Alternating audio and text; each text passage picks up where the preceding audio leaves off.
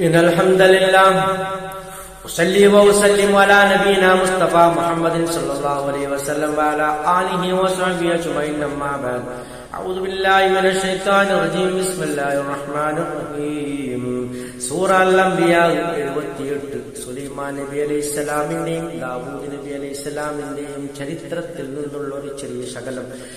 ദാവൂദ് നബി അലൈഹിസ്സലാമും തന്നെ സുലൈമാൻ നബി അലൈഹിസ്സലാമും ഇത് യഹ്കുമാനി അവർ രണ്ടുപേരും വിധി പ്രസ്താവിച്ച ഒരു സന്ദർഭം ഫിൽ ഹർസി ഒരു കൃഷിയുടെ വിഷയത്തിൽ ഇതിന്റെ പശത്ത് രാത്രി കടന്നു കയറിക്കൊണ്ട് ഫീ ആ കൃഷിയിടത്തിലേക്ക് ഗനമുൽ ഖൗമി ജനങ്ങളുടെ ആട് ആ കൃഷിയിടത്തിലേക്ക് കടന്നു കയറിക്കൊണ്ട് ആ കൃഷിയിടം നശിപ്പിക്കുകയുണ്ടായി. അതിലൊരു വിധി ദാവൂദ് നബി അലൈഹിസ്സലാമും ശേഷം സുലൈമാൻ നബി അലൈഹിസ്സലാമും പ്രസ്താവിക്കുകയുണ്ടായി. നിശ്ചയമായും നാമായിരുന്നു അവരുടെ വിധി പ്രസ്താവനകൾ ഷാഹിദീൻ സാക്ഷിയായിരുന്നു. അവർ രണ്ടുപേരും വിധി പ്രസ്താവിക്കുന്ന സമയത്ത് അള്ളാഹു അതിന് സാക്ഷിയായിരുന്നു എന്നാണ് അള്ളാഹു പറയുന്നത്.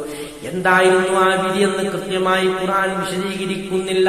എന്നാൽ ചില റിപ്പോർട്ടുകൾ പ്രകാരം അത് എന്തായിരുന്നു എന്ന് പറയപ്പെടുന്നു. അത് ദാവൂദ് നബി അലൈഹിസ്സലാമിന്റെ വിധി ആ കൃഷിക്കാരന്റെ നഷ്ടം നികത്തുന്നതിന് വേണ്ടി ഈ ആടുകളെ അതിന് പകരമായി അദ്ദേഹത്തിന് കൈമാറണം എന്ന വിധിയായിരുന്നു.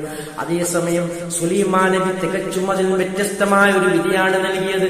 സുലൈമാൻ നബി അലൈഹിസ്സലാം പറഞ്ഞു, ഞാനൊരു വിധി നൽകട്ടെ എന്ന് പറഞ്ഞപ്പോൾ വാപ്പയാകുന്ന ദാവൂദ് നബി അലൈഹിസ്സലാം അതിന് അനുമതി കൊടുക്കുകയും അങ്ങനെ സുലൈമാൻ നബി ആ വിധി പ്രസ്താവിക്കുകയുമാണ് ഉണ്ടായത്. എന്തായിരുന്നു സുലൈമാൻ നബി അലൈഹിസ്സലാമിന്റെ വിധി?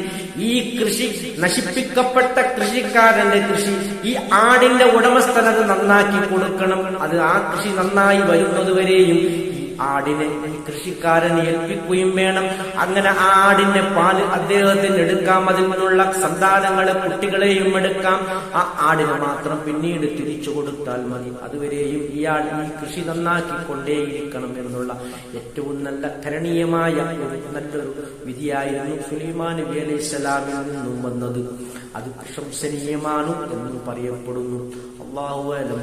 ഇങ്ങനെയുള്ള ഒരു നഷ്ടം വരാത്ത ഖേദം വരാത്ത ഒരു വിധിയാണ് സുലൈമാൻ നബി അലൈഹിസ്സലാം പ്രസ്താവിച്ചത്. ഇതൊക്കെയും വഹിയിന്റെ അടിസ്ഥാനത്തിൽ അല്ലാഹുവിന്റെ സംരക്ഷണത്തിൽ നടക്കുന്ന പ്രവർത്തനങ്ങളാകുന്നു.